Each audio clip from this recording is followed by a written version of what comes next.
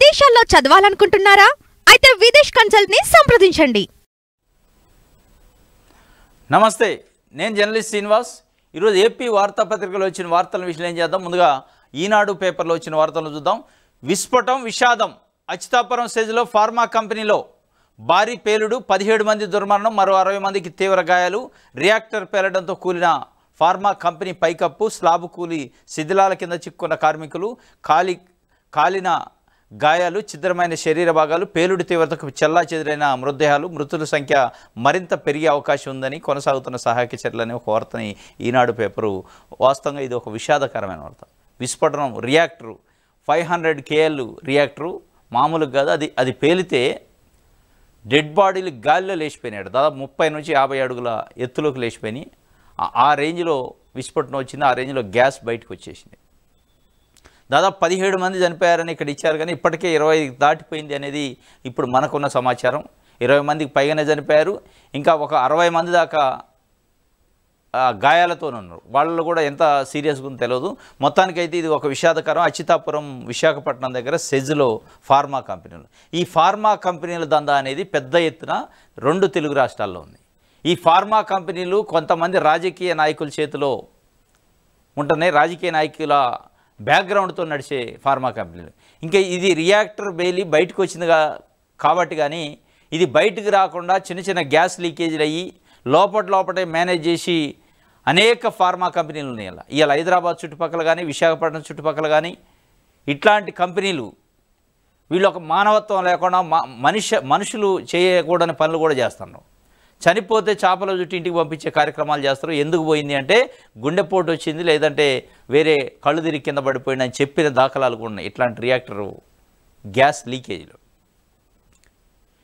కుటుంబాలు రోడ్డున పడుతున్నాయి.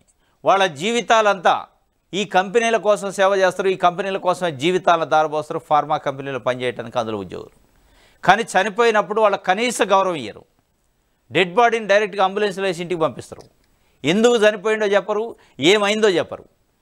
కుటుంబ సభ్యుల్ని కనీసం గేట్లోకి లోపల రానియడు. ఆ పరిస్థితి ఉంది. ఆ పరిస్థితి ఉండడానికి ఏంటంటే ప్రభుత్వాల విధానాలు కారణం. ప్రభుత్వ విధానాలు కారణం. దానికి సంబంధించిన ఇండస్ట్రియల్ ఆఫీసర్ కానీ, లేబర్ ఆఫీసర్ కానీ, ఫైర్ సేఫ్టీ ఆఫీసర్ కానీ, ఇండస్ట్రియల్ సేఫ్టీ ఆఫీసర్ ఎవ్వడు కూడా అక్కడ పోవడం, అంత లంచాలు తీసుకోవడం, మామూలు తీసుకోవడం, తనిఖీలు చేయరు. సరైన తనిఖీలు చేసి సరైన జాగ్రత్తలు తీసుకుంటే ఇగో ఇట్లాంటివి జరిగి ఉండవు. అగ్ని ప్రమాదానికి సంబంధించి, ఈ విస్ఫోటనాలకు సంబంధించి అది కెమికల్ ఫ్యాక్టరీ. కెమికల్ లీకేజ్ జరిగితే తీసుకోవాల్సిన జాగ్రత్తలు నిజంగానే తీసుకొని ఉంటే వీళ్ళు అధికారులు కూడా ప్రాపర్గా 3 నెలలకో 6 నెలలకు పోయి తనిఖీలు చేసి రిపోర్ట్ సబ్మిట్ చేసి ఉంటే, లోటుపాట్లు ఉంటే సరి చేయించితే ఈ పరిస్థితి ఉండదు. అనేక మంది ప్రాణాలు గాలిలో కలిసిపోయినాయి. ఇలా 20 మందితో నాగిద్దా, అది 20 అయిద్దా, 30 అయిద్దా, 40 అయిద్దా తెలియని పరిస్థితి. వాళ్ళ జీవితాలు ఏం కావాలి, పిల్లలు ఏం కావాలి, కుటుంబాలు ఏం కావాలి, రోడ్డున పడే పరిస్థితి. అలా బతకడానికి ఉద్యోగం చేస్తే వాళ్ళ బతుకుల్ని ఛిద్రం చేస్తారు ఈ ఫార్మా కంపెనీలు. కక్కుర్తిపడి అవన్నీ ఏర్పాటు చేస్తే, ప్రికాషనరీ మెథడ్స్ ఏర్పాటు చేస్తే డబ్బులు ఖర్చు అయితే అని ఎక్కడికక్కడికే శవాల మీద డబ్బులు ఏరుకుంటున్నారు వీళ్ళు ఫార్మా కంపెనీలు. వీళ్ళపైన కఠినమైన చర్యలు తీసుకోవాలా. ఇవాళ ఉన్న ప్రభుత్వాలు కానీ, గతంలో ఉన్న ప్రభుత్వాలు కానీ ఏదో చేతులు దులుపుకునే కార్యక్రమం, ఇట్లాంటి ఇష్యూ జరిగినప్పుడు 2 రోజులు హడావుడి చేస్తారు, వదిలేస్తారు. 2 డేసే హడావుడి. సమగ్రమైన విచారణ ఏంది? నువ్వు సమగ్రమైన విచారణ చేసేది? ఇవాళ చనిపోయిన తర్వాత శవాల మీద మీరు విచారణ చేస్తారా? బతికున్నప్పుడు విచారణ చేయాలి. బతికున్నప్పుడు మనుషులను బతికేయడానికి కావాల్సిన జాగ్రత్తలు తీసుకోవడానికి విచారణ చేయాలి. ఇవాళ ఉన్న రాజకీయ విధానాల వల్ల ఈ పరిస్థితి వచ్చింది. వాళ్ళకేంది, ఇదే ఫార్మా కంపెనీలు రాజకీయ పార్టీలకి విరాళాలు ఇస్తాయి. రాజకీయ పార్టీల పేర్లతో బాండ్లు కొంటాయి, ఎలక్ట్రోల్ బాండ్లు. వాళ్ళకున్న కిడ్ ప్రోకో వ్యవహారం ఇది. నీకు ఇది, నాకు అది. నువ్వు మాకు విరాళాలు ఇయ్యి, మాకు బాండ్లు ఇయ్యి, కొనిపెట్టు మా పార్టీకి. మా పార్టీ అధికారంలోకి వస్తే మేము నీ జోలికి రాము, మీ కంపెనీ జోలికి రాము. మీ ఇష్టం వచ్చినట్టు ఇష్టారాజ్యంగా చేసుకో. నువ్వు ఏ డ్రగ్ అన్న తయారు చేయి, ఏదైనా చేసుకో, ఎంతమందిని అన్న దంపు, మాకు సంబంధం లేదు. ఇది ఈ పాలసీ నడుస్తుంది. ఈ పాలసీ నడవకపోతే వాస్తవంగా ఫార్మా కంపెనీలు నిజంగానే చట్ట ప్రకారం నడవాలి అంటే, కార్మిక చట్టాలు కానీ, ఇండస్ట్రియల్ యాక్ట్లు కానీ ఫాలో అవ్వాలంటే ఇవాళున్న అన్ని కంపెనీలు మూతపడతాయి. ఒక్కటి కాదు, 2 కాదు, టోటల్ ఆల్ కంపెనీస్ మూతపడే పరిస్థితి. ఒక్కటి కూడా నిబంధనలు పాటించే పరిస్థితి లేదు. ఇగో ఈ విధంగా విస్ఫోటనం, విషాదం అంటే ఈ విషాదానికి కారణం ప్రభుత్వాలే, పరిపాలన చేసే పార్టీలే. దాంట్లో డౌటే లేదు. అది ఏ పార్టీ అని కావచ్చు, ఏ ప్రభుత్వం అని కావచ్చు. అన్ని ప్రభుత్వాల పాత్ర, అన్ని పార్టీల పాత్ర దీంట్లో ఉంది. వీళ్ళ బ్రతుకులను బజారు చేసింది, వీళ్ళ కుటుంబాలను బజారున పడేయటంలో కారణం ప్రతి రాజకీయ పార్టీ, ప్రతి రాజకీయ నాయకుడు ఉండటంలో ఎట్లాంటి సందేహమే లేదు. ఒక్కడ కూడా ఇప్పటికైనా ఇప్పుడు ఇంత జరిగింది కదా, చర్యలు తీసుకోరు. 2 రోజులు హడావుడి, సమగ్ర విచారణ ఏమి ఉండదాడా, మన ఉండదు. ముఖ్యమంత్రులు పోతారు, ప్రతిపక్ష నాయకులు పోతారు, పరామర్శిస్తారు. కానీ అసలు జబ్బుకు కావాల్సిన మందు వేయరు. ఇది జరుగుతుంది. దీనికి సంబంధించి 3rd పేజీలో ఒక వార్త ఇచ్చారు. విశాఖపట్నంలో చోటు చేసుకున్న ప్రమాదాలు, ఇన్ని ప్రమాదాలు ఒక 20-30 ఉన్నాయి. ఇన్ని ప్రమాదాలు జరుగుతుంటే ఈ ప్రమాదాలకు అసలు కారణం ఏంటి అనేది కనీసం ప్రభుత్వం ఒక ఎక్స్పర్ట్ కమిటీనేసి, టెక్నికల్ కమిటీనేసి ఈ ప్రమాదాలు జరగకుండా నివారించడానికి ఏముంది అనేది చూడాలి కదా. అసలు ఈ ప్రమాదాలు జరగడానికి వాళ్ళు సరైన ప్రమాణాలు పాటిస్తున్నారా అనేది చూసినోడుండా. ఎన్ని చూడండి, ఇవన్నీ సంఘటనలే 1997 నుంచి 97, 2012, 14, 18, 19, 2020, 21, మళ్ళీ 20లోనే ఒక 4-5 సార్లు ఉన్నాయి. 21, 22 ఇది చూడండి, 24 వరకు నిన్న జరిగిన సంఘటనతో దాదాపు ఒక 30 సంఘటనలు ఉన్నాయి.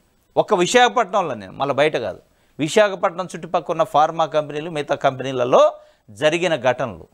ఇన్ని జరుగుతుంటే, ఇన్ని జీవితాలు బుగ్గిపాలు అవుతుంటే, ఇన్ని జీవితాలు రోడ్డును పడుతుంటే, ఉద్యోగానికి అనిపోయి శవాల లెక్క బయటకు వస్తుంటే దానికి తీసుకోవాల్సిన జాగ్రత్తలు ఏ ప్రభుత్వం అయినా తీసుకుంటుందా? ఎంత బాధ ఉంటుంది. ఎన్ని కుటుంబాలు ఇవాళ రోడ్డును పడ్డాయి.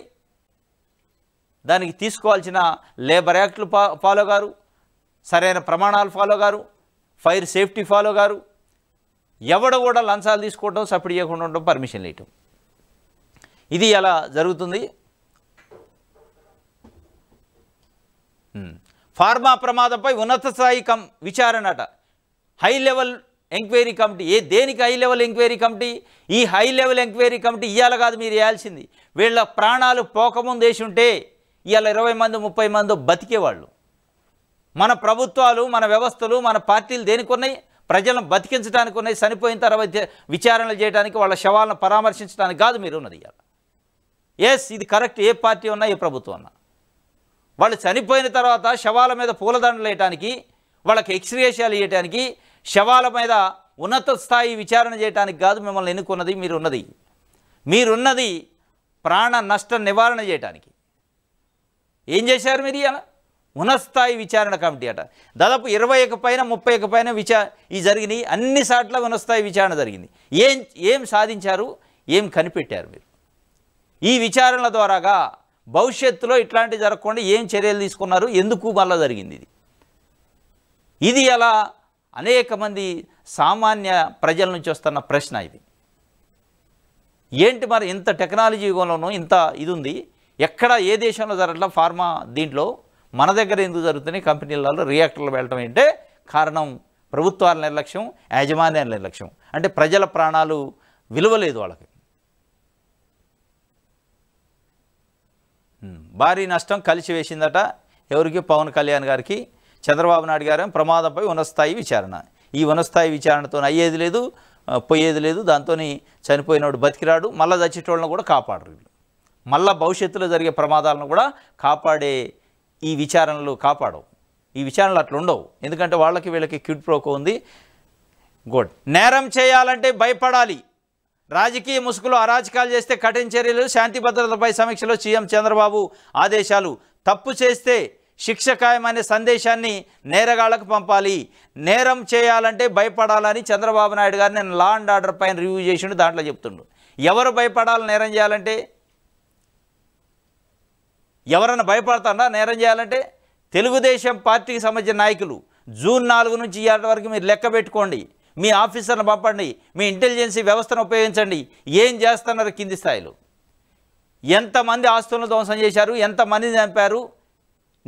నిన్నటి పేపర్లో కూడా వచ్చింది. నిన్నటి పేపర్లో ఒక ఎస్టీ కాలనీలో తాండాలకు పోయి ఇంటిని మొత్తం ధ్వంసం చేసి కూల్చి కనీసం మట్టి పిల్లలు కూడా లేకుండా వాగులో కలిపారట జల్దిలో కలిపేశారు జలాలు నీళ్ళలో. ఏంటి అంటే నీ దిక్కున్న కాడ చెప్పుకో, మా పార్టీ అధికారంలోకి ఉంది, నువ్వేం చేసుకుంటూ చేసుకో అని చెప్పే పరిస్థితి తెలుగుదేశం పార్టీ నాయకులు ఇవ్వాలంటే నువ్వేం చెప్తున్నావు? నేరం చేయాలంటే భయపడాలి. ఎవరు భయపడాలా అంటే తెలుగుదేశం పార్టీ నాయకులకి ఎక్సెప్షన్ ఇది. నేరం చేయటం అనే దాంట్లోంచి భయపడటం దాంట్లో వాళ్ళకి ఎక్సెప్షన్ ఇచ్చారా? వినుకొండలో జరిగిన రషీద్కి సంబంధించి కొబ్బరి బొండాల కత్తితో నరికి చంపిండు, ఎవడు భయపడ్డాడు? భయపడరా? ముచ్చమర్రిలో ఒక 10 ఏళ్ల బాలికని రేప్ చేసి కాలువలో పడేసి చంపేశారు, ఎవడు భయపడ్డాడు? భయపడతాడు ఎవడు? ఇది ఇలా శ్రీశైలం కాన్స్టిట్యున్సీలో ఇంట్లో ఉన్న వ్యక్తిని పట్టుకొచ్చి బయటికి పోలీసులు ఎస్ఐ కానిస్టేబుల్ ముందు నరికి చంపేశారు. మీరు భయపెట్టాల్సింది తెలుగుదేశం పార్టీ నాయకుల్ని, కార్యకర్తలను. ఇవ్వాల కంట్రోల్ చేయాల్సింది వాళ్ళని. నేరం చేయాలంటే భయపడాలంటే, నేరం చేయాలంటే భయపడేదానికి మిగతా వాళ్ళందరూ భయపడాలి, కానీ మా పార్టీ వాళ్ళు భయపడొద్దు, మీరు ఇష్టం వచ్చింది చేసుకోండి అని చెప్తున్నారు. మీరు ఏంది మీ సమీక్ష?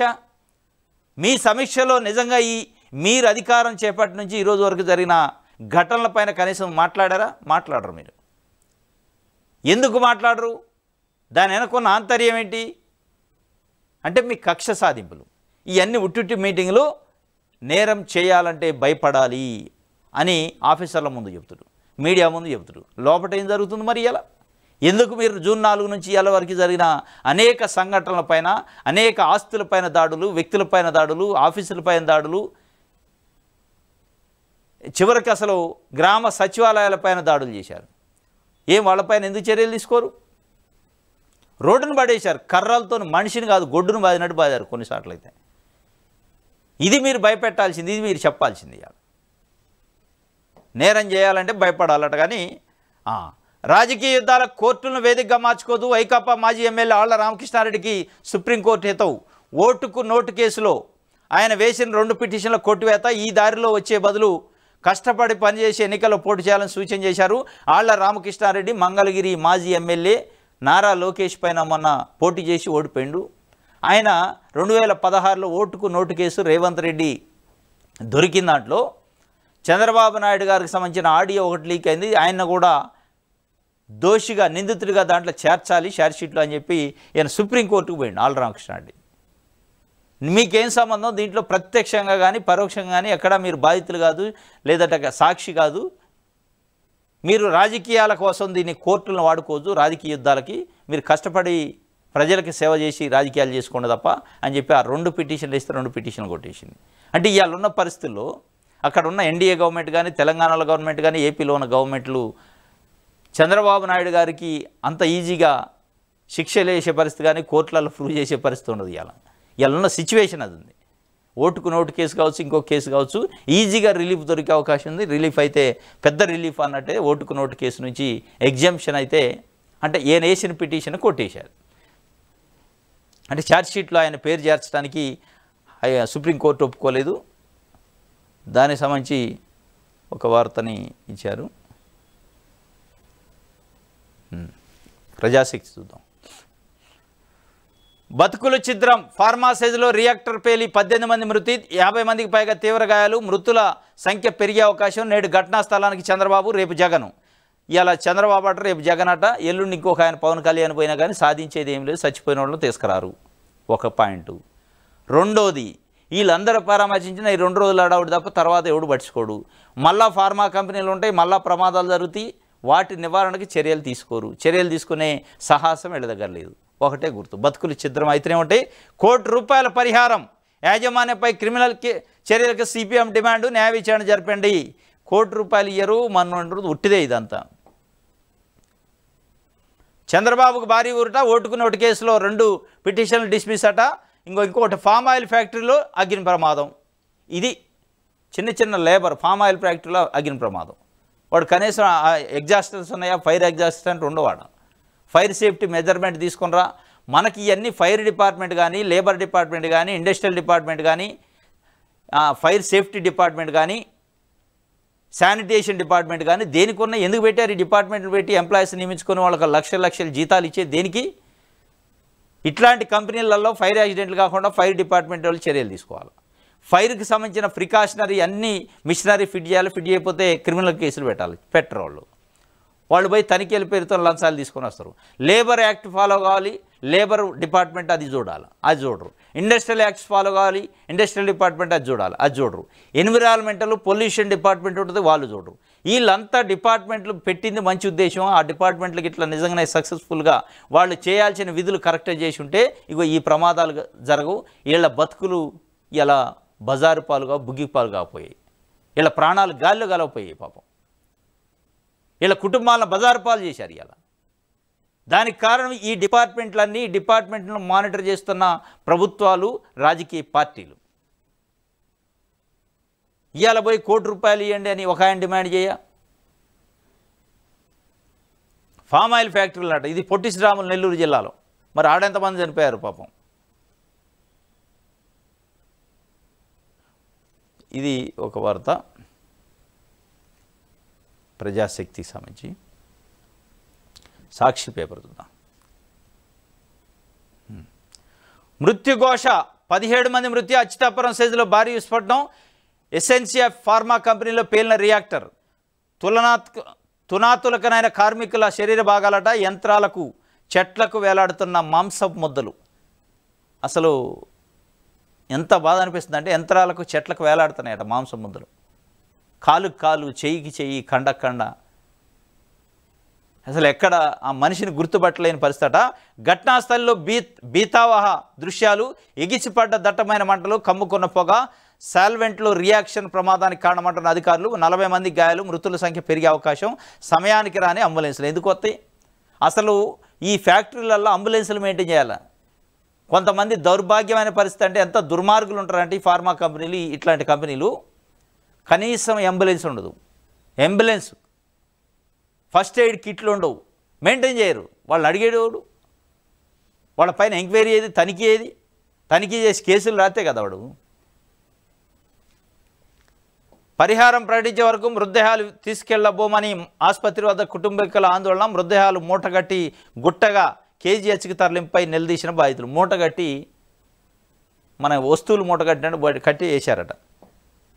ఇది బాధితులకు అండగా నిలవాలి. పార్టీ నాయకులు వైఎస్ జగన్ ఆదేశం. మృతుల కుటుంబాలకు కోటి చొప్పున పరిహారం ఇవ్వాలని ప్రభుత్వానికి డిమాండు. రేపు ఘటనా స్థలానికి వైఎస్ఆర్సీపీ అధినేత. బాధితులకు అండగా ఉండాలని వైఎస్ జగన్మోహన్ రెడ్డి వాళ్ళ పార్టీ కేడర్కి పిలిపించిండు. ₹1 పరిహారం ఇవ్వాలంటాడు. ఈయనున్నప్పుడే ఏనంటాడు చంద్రబాబు నాయుడు గారు, జగన్మోహన్ రెడ్డి ఉన్నప్పుడే చంద్రబాబు నాయుడు గారు పోయి అంటాడు ఒక్కొక్కళ్ళకి ₹1 పరిహారం ఇవ్వాలంటాడు. మళ్ళీ ఇలా చంద్రబాబు నాయుడు గారు ఉంటే జగన్మోహన్ రెడ్డి గారు ఒక్కొక్కళ్ళు ₹1 పరిహారం ఇవ్వాలను. మీరు ఈ ఘటన జరిగినప్పుడు ₹1 పరిహారాలు సమగ్ర విచారణలకు తప్ప మీరు భవిష్యత్తులో ఈ జరగకుండా, ప్రజల ప్రాణాలు గాలిలో గలవకుండా ఏ విధమైన చర్యలు తీసుకోవాలి? మనకి రాజకీయ పార్టీలకు కావాల్సిన డొనేషన్లో, ఎలక్ట్రల్ బాండ్లో ముఖ్యం కాదు, ప్రజల ప్రాణాలు ముఖ్యమనే చిత్తశుద్ధి ఏ పార్టీకి లేదు. ఇది స్పష్టం. ఈయన ఏమంటున్నా, మెరుగైన వైద్యం అందించండి అధికారులతోని ముఖ్యమంత్రి టెలికాన్ఫరెన్స్ అట. ఇది ఒక వార్త. 17 మంది టీడీపీ ఎమ్మెల్యేలు నేర చరిత్రలు.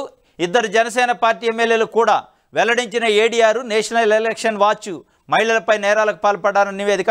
54 మందితో బీజేపీకి తొలి స్థానం, టీడీపీకి దేశంలో 3వ స్థానం అట, జనసేనకు 11వ స్థానం. నేర చరిత్ర కలిగిన ఎమ్మెల్యేలకు సంబంధించి జాబితా ఇచ్చింది నిన్న ఏడీఆర్ అనే ఒక సంస్థ.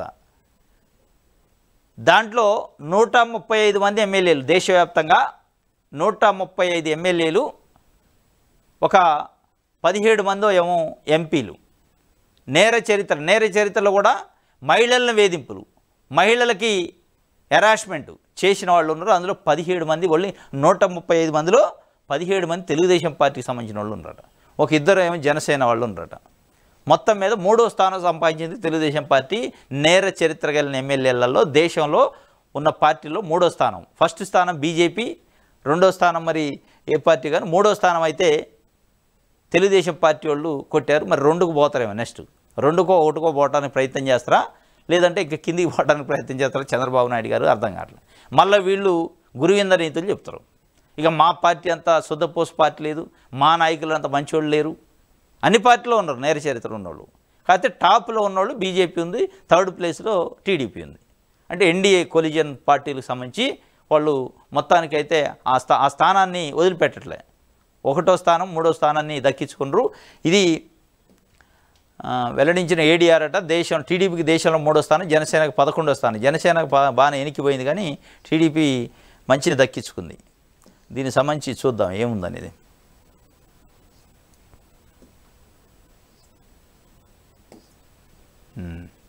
ఇగో ఇచ్చారు.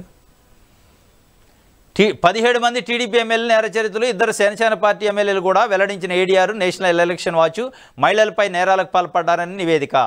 54 మందితో బీజేపీకి తొలి స్థానం హ్యాట్రిక్ కొట్టింది. తొలి స్థానం కొట్టింది బీజేపీ. 3వ స్థానం తెలుగుదేశం పార్టీ కొట్టింది.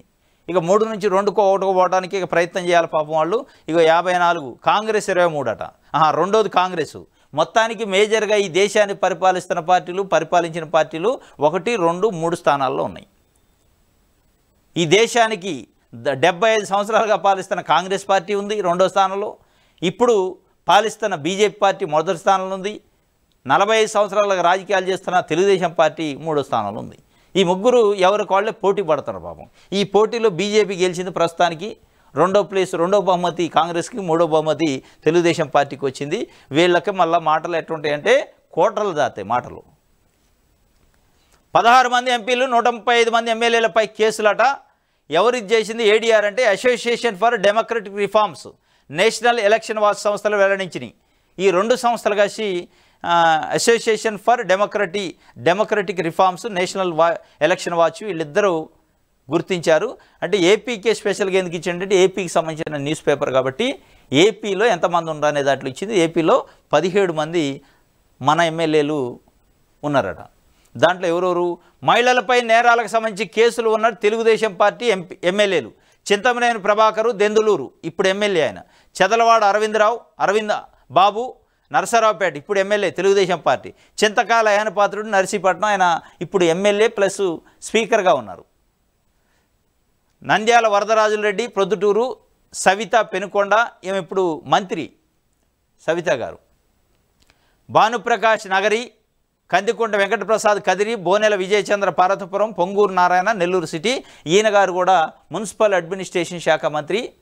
ఈయన పైన మిగతా వాళ్ళేం కానీ వాళ్ళ మరదలే తమ్ముడు భార్యే పొంగూరు ప్రియా గారు అనేక రకాలుగా వీడియోలు చేశారు, అనేక రకాల ఆరోపణలు చేశారు.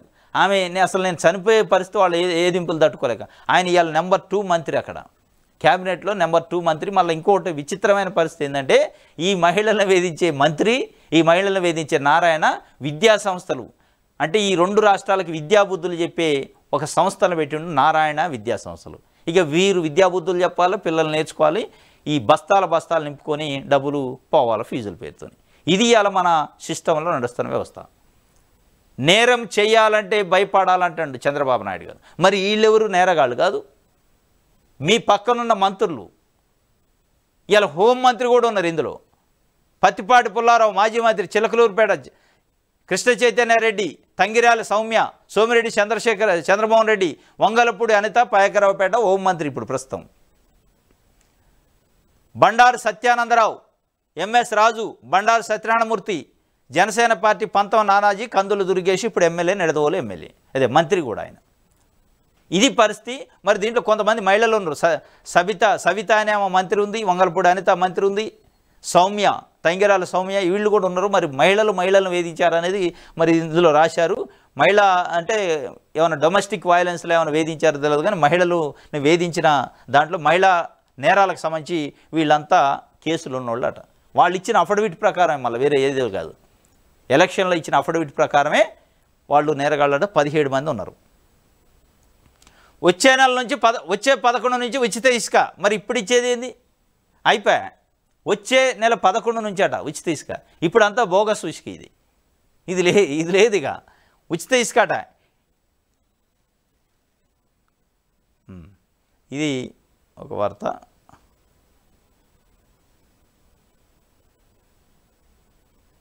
ఏంది ఇది?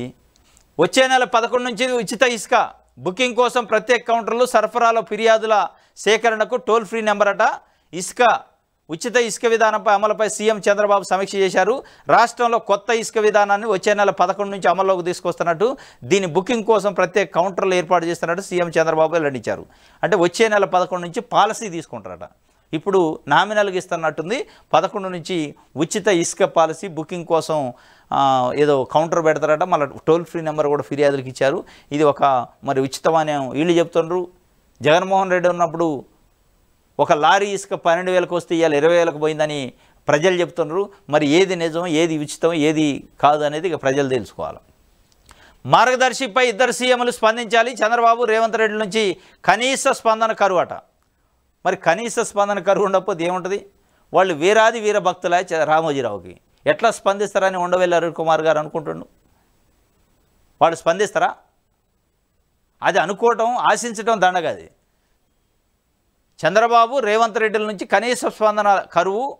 హైకోర్టు ఆదేశాలతోనైనా చలనం వస్తుందని భావించొద్దు మీరు. రాదు. వాళ్ళు ఇంకేమైనా ఉంటే మార్గదర్శి చిట్ ఫండ్ని ఈనాడుని కాపాడటానికి చూస్తారు తప్ప దానిపైన స్పందన ఏదైనా ఉంటే ఆ విధంగా ఉంటుంది. స్పందన కాపాడే స్పందన ఉంటుంది తప్ప దాన్ని ఇరుకును పెట్టే స్పందన ఉండదు. దాని నిజాలను బయట పెట్టే స్పందన ఇటు తెలంగాణ ముఖ్యమంత్రికి కానీ ఆంధ్ర ముఖ్యమంత్రికి కానీ ఉండదు. దాంట్లో స్పష్టం. గత ప్రభుత్వం ఇంప్లీడ్ కావడంతో కేసుకు బలం చేకూరింది. ఇప్పుడు చంద్రబాబు ఏం చేస్తారో చూడాలి. ఏం చేస్తారో చూడటం ఏం లేదు. మామూలు మనిషినడని చెప్తారు. ఏం చేస్తారంటే మార్గదర్శిని ఏ విధంగా కాపాడాలి, వాళ్ళకి ఇంకా కావాలంటే సుప్రీంకోర్టులో ఉన్న టాప్ లెవెల్ అడ్వకేట్ని ఎట్లా పెట్టుకోవాలో సలహాలు ఇచ్చినా ఇవ్వచ్చు. ఇక చూసేది ఏం లేదు అందులో. 2006లో నేను చెప్పిందే ఇప్పుడు ఆర్బీఐ కూడా చెప్పింది. మాజీ ఎంపీ ఉండవెల్లి అరుణ్ కుమార్ చెబుతుండే మీడియాతో మాట్లాడుతుండే ఆయన నిన్న.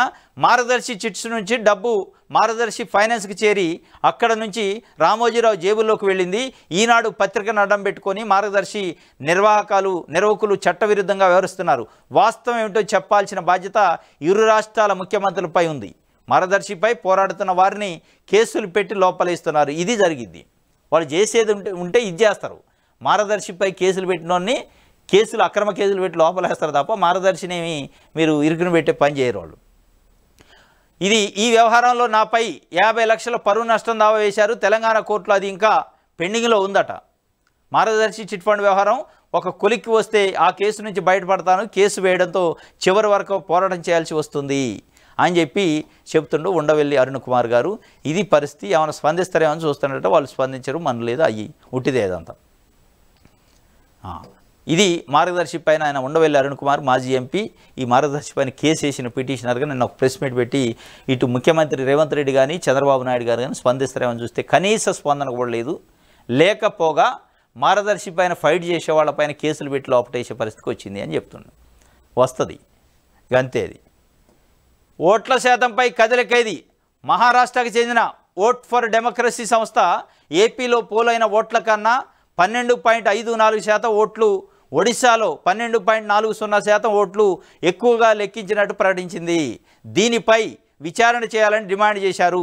దీనిపై సీఎం చంద్రబాబు ఎందుకు స్పందించడం లేదని ప్రశ్నించారు. ఎందుకు స్పందిస్తారు చంద్రబాబు నాయుడు గారు? ఆయన గెలిచి ఆయనకు మేలు జరిగాక దాని మీద ఎవరైనా స్పందిస్తారని మనం ఆశించకూడదు. ఆయన స్పందన ఉండదు. అసలు అది ఏదో ఈవీఎంలో మతలబు జరిగింది. 12.54% ఓట్లు శాతం పెరగటం ఏంది లెక్కింపప్పుడు అనేదే పెద్ద చర్చ జరుగుతుంది. ఇక ఆయన ఎందుకు స్పందిస్తాడు? మరి ఆ మతలబ్ ఏంది, ఆ 12% పెరగడానికి కారణం ఏంది, ఈవీఎంలు అవకతవకలేంది అనే విషయాల కారణమే తెలుగుదేశం పార్టీ అయ్యి ఉండొచ్చేమని ప్రజల్లో చర్చ జరుగుతున్నాక ఆయన ఎట్లా స్పందిస్తాడు? ఇదంతా ఇట్లుండగా విచిత్రంగా గమ్మత్తుగా ఎన్నికలు జరిగాక రిజల్ట్ వచ్చాక 45 days ఈవీఎంలని డిస్ట్రాయ్ చేయదు దాంట్లో ఉన్న ఇన్ఫర్మేషన్. కానీ డిస్ట్రాయ్ చేశారు. ఇలా సుప్రీంకోర్టు హైకోర్టులకు అదే చెప్తున్నారు. ఇన్ఫర్మేషన్ మా దగ్గర లేదు, డిస్ట్రాయ్ చేసినాం, మాకు పోలింగ్ జరిగి చూపిస్తాం బాలినేని శ్రీనివాసరెడ్డి వేసిన పిటిషన్లో చెప్తున్న పరిస్థితి. ఏంది మాకు పోలింగు? నువ్వు డిస్ట్రాయ్ ఎందుకు చేసినావు? 45 రోజుల్లోనే లోపట్నే 45 రోజులు ఉంచాలి కదా. అంటే దీని వెనక ఏదో మతలబు జరిగింది, దీని వెనక ఏదో కుట్ర జరిగింది, దీని వెనక ఏదో హ్యాకింగ్ జరిగింది. కాబట్టే ఆ ఇన్ఫర్మేషన్ ఉంటే వీళ్ళ బతుకులు బజారు పాలైతే, వీళ్ళ పీఠాలు కదులుతాయి, వీళ్ళ పునాదులు మొత్తం కదిలే పరిస్థితుంది అనేది ఉండబట్టే అది ఎరేజ్ చేశారు, డిస్ట్రాయ్ చేశారు ఇన్ఫర్మేషన్ అనేది. ఇలా దీనిపైన పట్టున్న నిపుణులు మాట్లాడుకుంటున్న పరిస్థితి. 12.54% ఏపీలో, ఒరిస్సాలో 12.40% ఓట్ల తేడా వచ్చిందట. అక్కడ బీజేపీ గెలిచింది, ఇక్కడ BJP collision party Telugu Desam party కూటమి గెలిచింది. ఈ రెండే కాదు, దేశంలో అనేక రకాలుగా అనేక చోట్ల అనుమానాలు ఉన్నాయి. మహారాష్ట్రకు చెందిన వాళ్ళు చెప్పారు, ఓట్ ఫర్ డెమోక్రసీ అనే సంస్థ చెప్పింది. ఆ సంస్థ పైన ఎందుకు స్పందించట్లేదని ఉండవల్లి అరుణ్ కుమార్ చంద్రబాబు నాయుడు గారిని అడుగుతుంది. చంద్రబాబు నాయుడు గారు స్పందిస్తారని ఆశించడం ఇక అది అవివేకం అయింది. ఎందుకు స్పందిస్తారు? ఆయనకి మేలు జరిగింది. అసలు ఆయనే దీని వెనక ఉండు, తెలుగుదేశం పార్టీ దీని వెనక ఉందా, బీజేపీ పార్టీ ఉందా, లేదా ఎందుకు దీని వెనక ఉండే అవకాశం ఉందా అని ఒక చర్చ జరుగుతున్నాక ఆయన ఎందుకు బయటకు పోతాడు? ఫలితాలు వచ్చిన 45 రోజుల వరకు ఓట్ల వివరాలు భద్రంగా ఉంచాలి, ఓట్ల వివరాలు 10 రోజుల్లోనే డిస్ట్రాయ్ చేయమని ఎన్నికల కమిషనర్ మీనా ఎందుకు ప్రకటించారో స్పష్టం చేయాలని డిమాండ్ చేశారు. ఓట్ ఫర్ డెమోక్రసీ చెప్పిన వివరాలు తప్పులైతే తప్పని చంద్రబాబు ప్రకటించాలని కోరారు. ఓట్ ఫర్ డెమోక్రసీ ఒక ఫిగర్ చెప్పింది 12.54% ఓట్లు ఎక్కువ వచ్చినాయి అని చెప్పి. లేదు అది తప్పు అని కుండబద్దలు కొట్టి ఎందుకు చంద్రబాబు నాయుడు గారు చెప్పలేకపోతుండు? చెప్పడు. అది తప్పు కాదు, రైట్ కాబట్టి చెప్పలేడు. రైట్ అని కూడా చెప్పడు. రైట్ అని చెప్తే ఇరుక్కుంటాడు, తప్పు అని చెప్పడు. ఇది మతలబు. ఇంకోటి election commissioner CEO chief election officer ఎవరైతే ఉన్నారో మీనా గారు 45 రోజుల్లో డిస్ట్రాయ్ చేయాలి, 45 రోజులు ఆగిన తర్వాత డిస్ట్రాయ్ చేయాల్సిన ఈవీఎంల ఇన్ఫర్మేషన్ని 10 రోజుల్లోనే డిస్ట్రాయ్ చేయండి అని ఆదేశాలు ఇచ్చిండు. ఏంటి దీని అనుకున్న మతలబ్ ఏంది? ఎందుకు అంత తప్పన ఆయనకి? ఎందుకు అంత తొందరగా డిస్ట్రాయ్ చేయాల్సి వచ్చింది? మరీ ఆదేశాలు ఇచ్చి హడావుడిగా ఆగమేఘాల మీద డిస్ట్రాయ్ చేయాల్సిన అవసరం ఏంది? అంటే చేసిన దొంగతనం ఏమైనా బయటపడిద్దనే, దొరుకుతారనే, ఎందుకు డిస్ట్రాయ్ చేశారు అనేది అలా 5 కోట్ల మంది ఆంధ్రప్రదేశ్ ప్రజల మధ్యలో ఉన్న ప్రశ్న. దానికి సమాధానం చెప్పాలి అది తెలుగుదేశం పార్టీ. ఇది సాక్షి పేపర్కి సంబంధించి. దిశ పేపర్ చూద్దాం.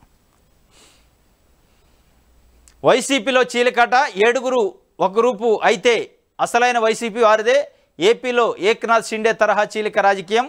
జగన్ పార్టీని చావుదెబ్బ కొట్టేందుకు పావులు కదుపుతున్న షాడో టీం. జగన్కు జలకి ఇవ్వనున్న 7 ఎమ్మెల్యేలు, పార్టీలో మిగిలేదు ఆ 4 7 మంది జట్టు అయితే అసెంబ్లీలో గుర్తింపుతో పాటు ముందు వరుసలో సీట్లు కేటాయింపు. అధినేత వ్యవహార శైలిపై లోపల రగిలిపోతున్న ఆ 7 గెలిచిన నియోజకవర్గంలో తిరగలేకపోతున్నామంటూ ఆక్రోశం. జగన్తో ఆటకాగితే రాజకీయ భవిష్యత్తు లేదన్న భయము ఉందట. వైసీపీలో చీలిక వస్తుందని దిశ పేపర్ ఒక వార్త రాసింది. మరి ఇలా ఏమైనా ఇన్ఫర్మేషన్ ఉందా, కళ వచ్చిందో తెలియదు. కానీ అంటే 11 మంది ఎమ్మెల్యేలలో 2/3 చీలితే వాళ్ళదే పార్టీ అయింది, వాళ్ళకే సింబల్ పోద్ది అని అంటే వైఎస్ఆర్సీపీ నుంచి గెలిచిన ఎమ్మెల్యేలలో లేని ఒక దురాశని, ఒక ఆలోచనని కలిగిస్తుంది దిశ పేపర్. ఇవాళ వాళ్ళకి ఒక లేని ఆశను చూపించి రాజకీయంగా వైఎస్ఆర్సీపీ అనే పార్టీని సమాజ్ చేయాలనే ఒక కుట్ర జరుగుతుంది అనేది దీని వెనక ఉంది అనిపిస్తుంది. అంటే 7 మంది ఎమ్మెల్యేలు చీలితే ఈజీ అయిపోద్ది. వైఎస్ఆర్సీపీ పార్టీ జగన్మోహన్ రెడ్డి చేతిలోంచి పోద్ది, ఫ్యాన్ గుర్తుపోద్ది. వాళ్ళకు ముందు సీట్లు వస్తాయంటే వీళ్ళకి వెనక సీట్ వచ్చినా ముందు సీట్ వచ్చినా అసెంబ్లీలో మాట్లాడేది ఏముంది? అసెంబ్లీలో అంత భజన అయింది. ఇలా మొన్న 2 సార్లు అసెంబ్లీ సెషన్ జరిగింది, మొత్తం భజనే. మనకంటే మించినోడు లేడు, మనం దేశాన్ని ఉద్ధరిస్తున్నాం, రాష్ట్రాన్ని ఉద్ధరిస్తున్నాం అని చెప్పుకోవడం తప్ప, చంద్రబాబు నాయుడు గారిని, లోకేష్ గారిని పొగట్టడానికి అసెంబ్లీ ఉంది తప్ప ప్రజల సొమ్ముతోని ప్రజల సమస్యలు మాట్లాడలే, గాలికి వదిలేశారు. ఇక దాంట్లో ముందు కూర్చుంటేంది, వెనక కూర్చుంటేంది, ఇది కాదు కానీ మ్యాటర్. ముందు వెనక కూర్చుకునేదానికి కాదు కానీ వైఎస్ఆర్సీపీకి సంబంధించిన సింబలు, వైఎస్ఆర్సీపీకి సంబంధించిన పార్టీ ఎలక్షన్ కమిషన్ పరిధిలో గుర్తింపు, పార్టీ గుర్తింపు అనే దాన్ని హ్యాక్ చేయడానికి చూస్తున్నారు. ఈవీఎంలు చేసినట్టు అనేది స్పష్టంగా అర్థమవుతుంది అనేది ప్రజల్లో చర్చ. ఇది మొత్తానికైతే జగన్మోహన్ రెడ్డిని ఇబ్బంది పెట్టే కార్యక్రమం చేయబోతున్నారు అనేది స్పష్టంగా అర్థమవుతుంది. 7 ఎమ్మెల్యేలని ఎట్లాగో చీల్చే కార్యక్రమం చేస్తారు. మహారాష్ట్రలో ఏక్నాథ్ షిండే ఎట్లా అయిందో ఇక్కడ కూడా ఒక ఏక్నాథ్ షిండేని తయారు చేసి వాళ్ళ పార్టీలో మేము జాయిన్ చేసుకోం, మేము నీతి నియమాలు నైతిక విలువలు పాటిస్తామని చెప్పుకుంటూనే ఇగో ఇట్లాంటి చీలికల కార్యక్రమం చేసే వ్యవహారానికి వచ్చింది. ఇది ఒక వార్త దిశ పేపర్ సంబంధించి.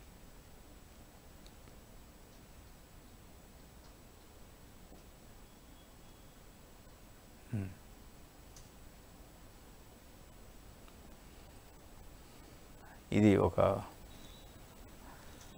నెక్స్ట్ ఆంధ్రజ్యోతి చూద్దాం.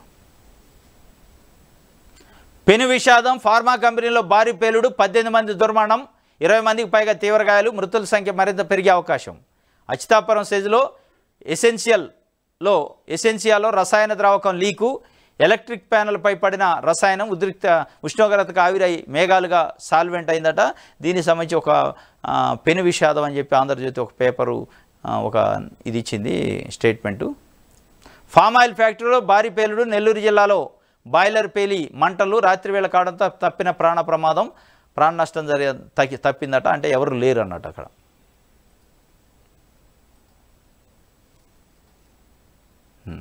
మాతో ఆటలొద్దు, రాజకీయ కక్షల కోర్టుల్లో వేదిక చేసుకోవద్దు అని మాజీ ఎమ్మెల్యే ఆళ్లపై సుప్రీం ఫైర్ అయిందట. దీనికి సంబంధించి ఒక వార్తని ఆంధ్రజ్యోతి ఇచ్చింది. రహస్య కెమెరాలతో మహిళలు, పిల్లల నగ్న వీడియోలు, అమెరికాలో ఓ భారతీయ డాక్టర్ దుర్మార్గం, స్వయంగా భార్య ఫిర్యాదుతో వెలుగులోకి, వేల సంఖ్యలో బాధితులు, నిందితుడి అరెస్టు. డాక్టర్ అట, మరి వీడికేం కాలం వచ్చిందో. డాక్టర్ మళ్ళీ పనిచేసేది ఏమో మామూలు లేబర్ కాదు వీడు. ఈ లేబర్ కంటే చీప్గా బిహేవ్ చేసిండు. డాక్టర్ పనిచేస్తూ అక్కడికి హాస్పిటల్కి ట్రీట్మెంట్ కోసం వచ్చే మహిళలు, పిల్లల్ని సీక్రెట్ కెమెరాలతో వీడియోలు తీసి బెదిరించి బ్లాక్మెయిల్ చేసి అత్యాచారాలు చేస్తారట వీడు. మరి వీడేం డాక్టర్? అది అమెరికాలో. మళ్ళీ వేరే దేశం అయితే అనుకోవచ్చు, కానీ అమెరికాలో కూడా ఇగో ఇట్లాంటివి జరుగుతున్నాయంటే ఇక ఎక్కడ రక్షణ ఉంటుంది? వీడు డాక్టర్. మళ్ళా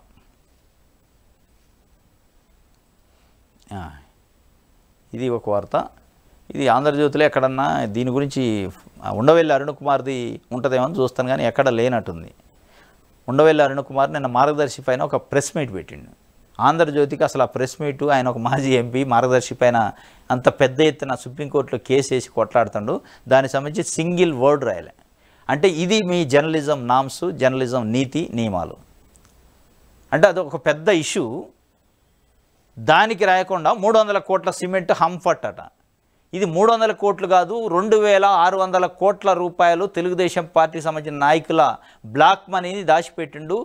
మార్గదర్శి చిట్ పేరుతోనే మార్గదర్శి ఫైనాన్సర్స్కి కన్వర్షన్ చేసుకొని అక్కడ నుంచి రామోజీరావు జేబులోకి పోయినాయని స్పష్టంగా ఆయన విమర్శించిండు. ఎందుకు రాయలయ్యాలి ఆంధ్రజ్యోతి అంటే ఇక వీళ్ళ జర్నలిజం నీతిది.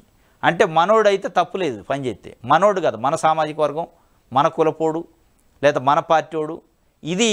ఇది మీరు ఇలా ఎల్లో మీడియా అనేది, అందుకే ఆంధ్రజ్యోతిని కానీ ఈనాడును కానీ వాళ్ళు ఎక్కడ సింగిల్ వర్డ్ రాయలే. ఆయన ఒక మాజీ ఎంపీ, 2 సార్లు ఎంపీకి చేసిండు. అనేక విషయాలపైన విశ్లేషణ చేస్తాడు. సుదీర్ఘ రాజకీయ అనుభవం ఉంది. సుప్రీంకోర్టు, హైకోర్టులో జడ్జిగా, అడ్వకేట్గా పనిచేసిండు.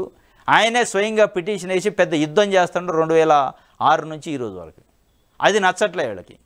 అంటే రామోజీరావు, ఏబిఎన్ రాధాకృష్ణ వీళ్ళు చేసిన అక్రమాలని బయటకు పెడితే అది వార్త కాదు, అది తప్పు కాదు అనే పద్ధతిలో ఇలా ఇగో వార్తలు రాసింది. ఈనాడు అంటే రాయాలి, ఈనాడు వాళ్ళది కాబట్టి సరే వాళ్ళదే మార్గదర్శి కాబట్టి వాళ్ళు రాయలేదంటే ఒక అందం ఉంది.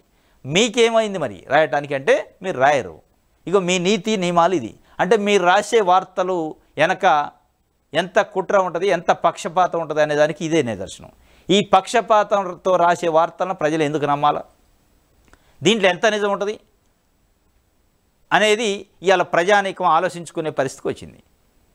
ఇది పక్షపాతం, పచ్చవాతం వార్తలు, ఈ పచ్చవాతం పత్రికలు, ఇవి పచ్చ పత్రికలు అంటారు వీటిని. అందుకే ఈ పచ్చ పత్రికలకి వాళ్ళ పచ్చగా ఏది కనపడితే అది రాయరు. ఇది ఈ ఆంధ్రజ్యోతికి సంబంధించి. ఇది ఈరోజు ఏపీ వార్తాపత్రికలో వచ్చిన వార్తలకు సంబంధించిన విశ్లేషణ. రేపు తాజా వార్తలతో తిరిగి కలుసుకుందాం. Thank you.